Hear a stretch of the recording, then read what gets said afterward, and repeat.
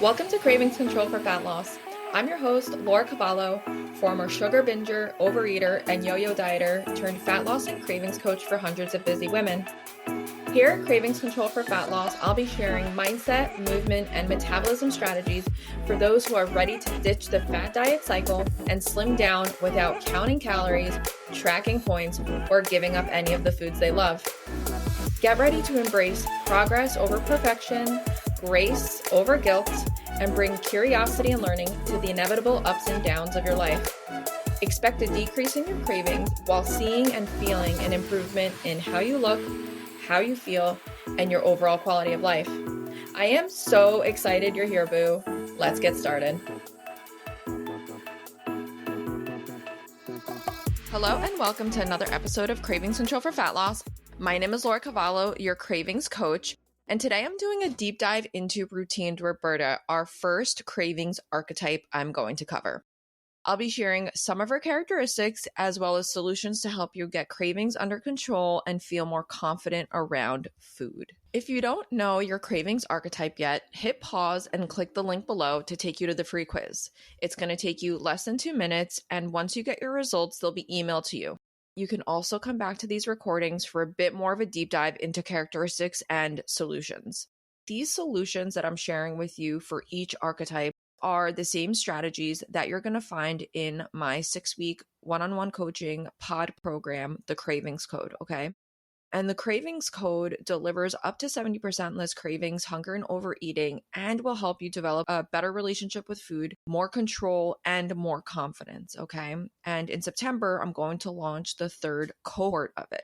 The strategies in the Cravings Code are the same ones that have helped my one-on-one clients reduce cravings, reduce overeating, reduce occasional binges, and prime them to lose up to 10 pounds and 10 inches in 3 months' time. So the next round is going to be in September. If anything that I share today or in the next coming episodes, or you just want to learn more about cravings control and you're sick of feeling like you're on a hamster wheel, one day or 1 week you're good, and then by the weekend you're overeating and binging, you just can't get a handle on it, and it's been like this for years, the Cravings Code is for you. Go ahead and add your name to the no commitment waitlist below. When you add your name to the waitlist, you're just getting early access with included bonuses and discounts. There's no commitment to join whatsoever, but you do get on the interest list ahead of everyone else. Now, before I dive into strategies and solutions, I want to share more about why I created the Cravings Quiz and how you can use it. So over the last 3 years, I've dedicated my education, my coaching practices, and all of my tools and strategies towards helping women with insatiable cravings, constant hunger, and overeating.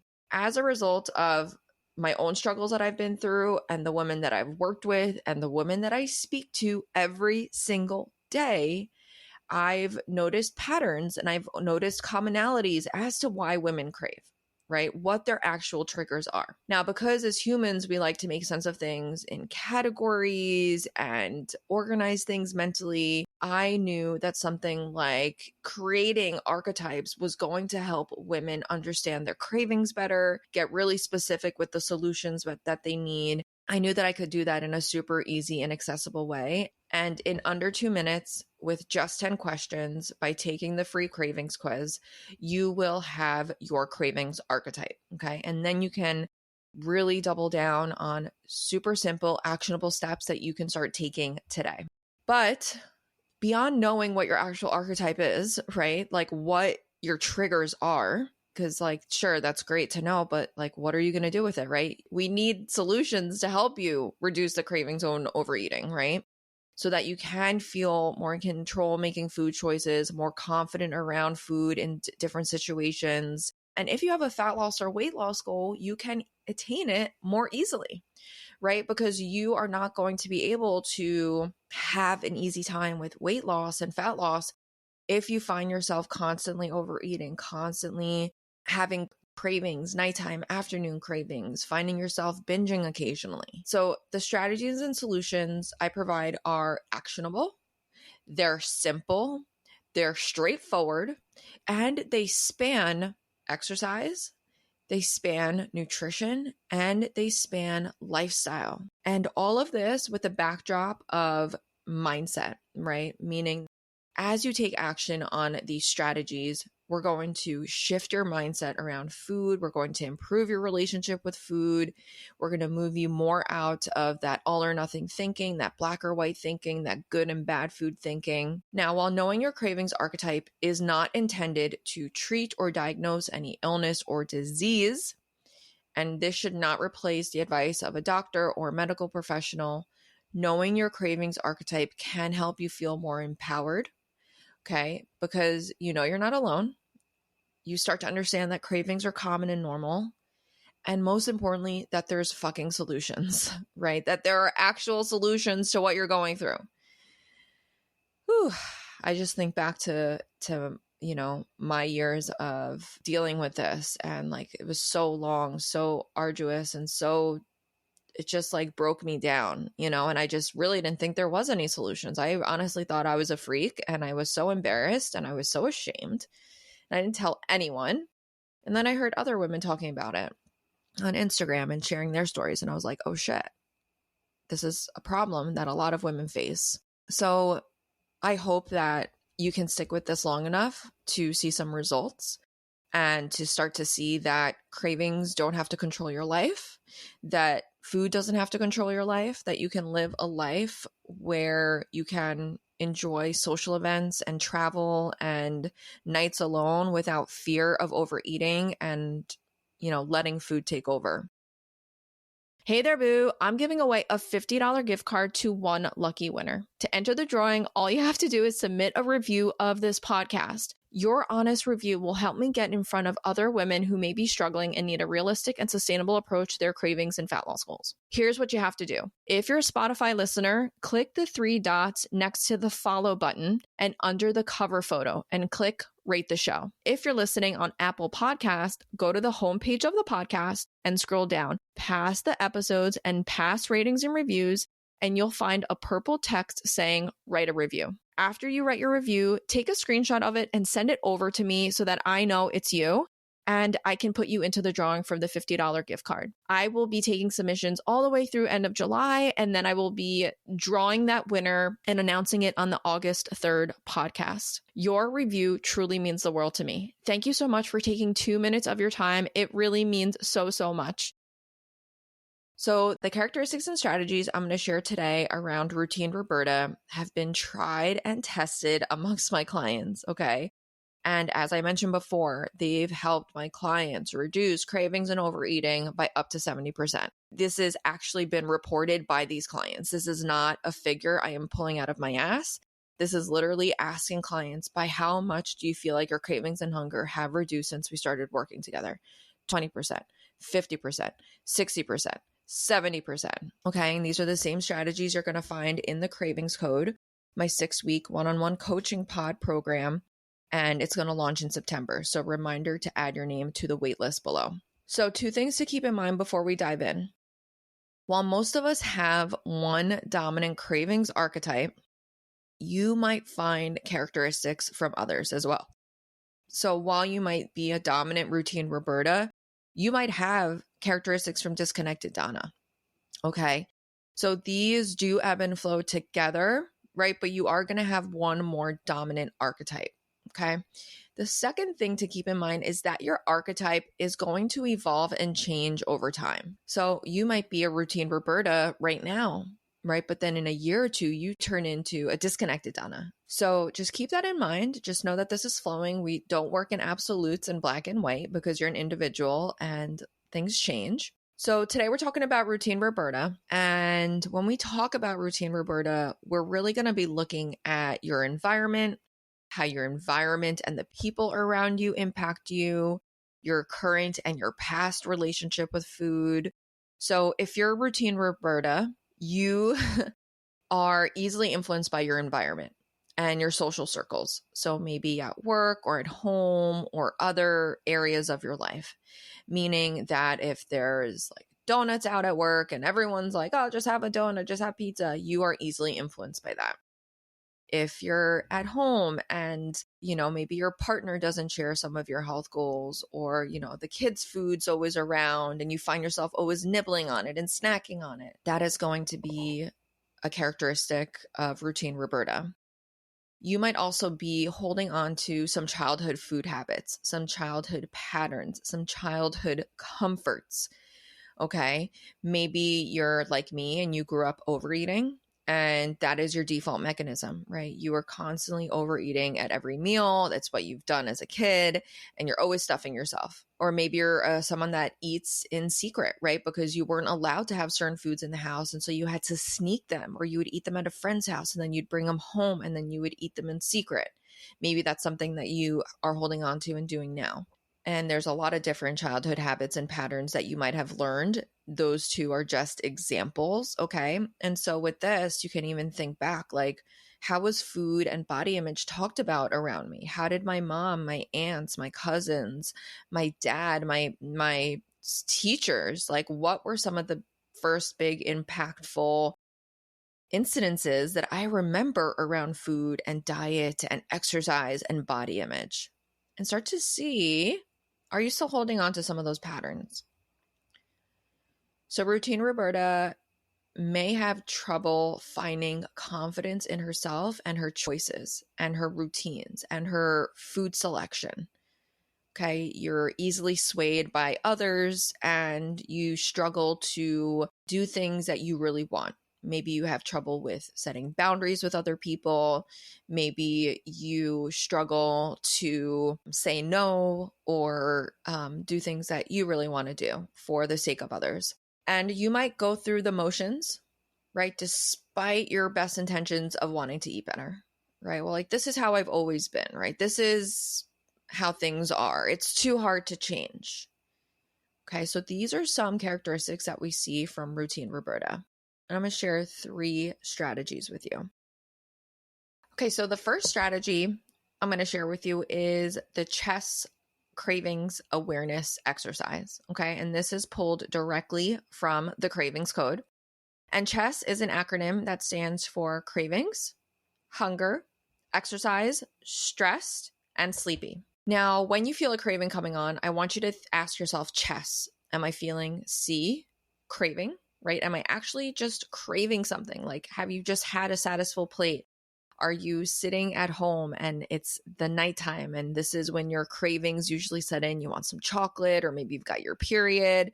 This could be an actual craving, okay? And in the Cravings Code, we go through like what cravings are and what hunger is, right? And the difference between the two. The second question to ask yourself is, am I actually hungry? Now, we want our satisful meals to keep us full anywhere between 3 to 5 hours, okay? And when you're creating satisful plates, we're aiming for 1 to 2 palm-sized amounts of protein, 1 to 2 palm-sized amounts of detox, and then 1 to 2 or a smaller portion of crave. When we are creating meals like that, we should be full for up to 4, even 5 hours. So if you're getting hungry before that, that might mean that your meals have not been satisful enough. So if you're hungry like 2 hours after lunch, you may not just have a craving for a muffin and a coffee. You may just have not eaten enough. So that's something to ask yourself. Are you having satisful plates? And how soon are you getting hungry after these meals? The third thing you should ask yourself is, did I exercise today? Exercise. When you're exercising, you are likely burning more calories, moving your body, expending energy, and your body is going to want to make up for that, right? Your body doesn't want to be at a calorie deficit. It wants to be at homeostasis. And so it's going to be like, yo, we need more calories, right? So you might be more hungry, right? You might need more satisful ingredients and more satisful filling plates around your exercise routine. I see this a lot with women under eating around their workouts, and it triggers cravings within an hour or two after that post-workout meal. So we want to make sure that we're fueling properly. We're fueling properly pre and post workout, and that you are taking into consideration that exercise will increase hunger, and it may also increase cravings if you're doing things like high intensity interval training or cardio, or things that are going to really trigger more of that calorie deficit. The next question to ask yourself is, am I feeling stressed and emotional? Okay, so the first S is stressed and emotional. Stress is one of the biggest cravings triggers, okay? It activates our survival mechanism, our fight or flight.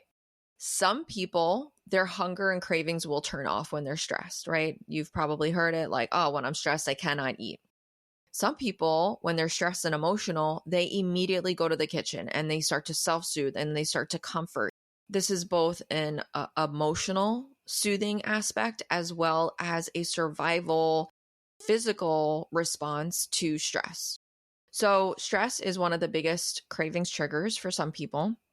And then just being emotional, right? Maybe if you're happy or sad or celebrating or frustrated, right? All of these can trigger your desire to want to eat. And then the last thing to ask yourself is, am I sleepy? The last test, am I sleepy? Okay. Fatigue and sleep deprivation can trigger cravings for most people. Okay. Now, again, this is a physiological response where ghrelin, the hunger hormone in your stomach, increases, and leptin, your fullness signal, decreases. Okay. And that happens when you do not get enough quality sleep. Improving your sleep is something that we deep dive in the Cravings Code. I also have various podcast episodes on how to improve sleep. It's one of my favorite topics to talk about. So C.H.E.S.S, okay, these 5 things are your main cravings triggers, okay? So just bringing some awareness to why you're craving is going to be huge, right? It's really the first step, okay?